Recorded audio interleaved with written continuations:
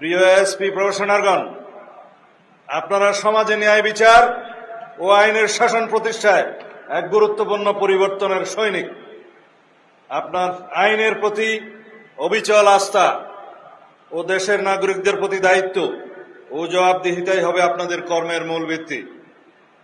মনে রাখবেন, আইনের চোখে সবাই সমান, সেটি হোক কোনো রাজনৈতিক কর্মী বা প্রান্তিক কৃষক।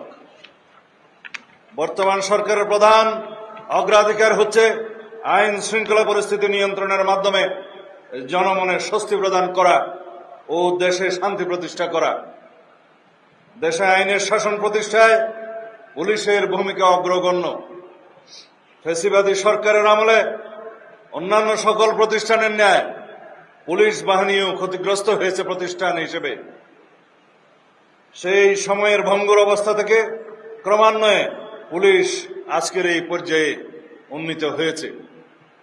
বর্তমান সরকার বিশ্বাস করে পুলিশ কোনো বিশেষ দলের বা গোষ্ঠীর লাঠিয়াল বাহিনী নয়, বরং পুলিশ হবে জনগণের কৃত্রিম বন্ধু।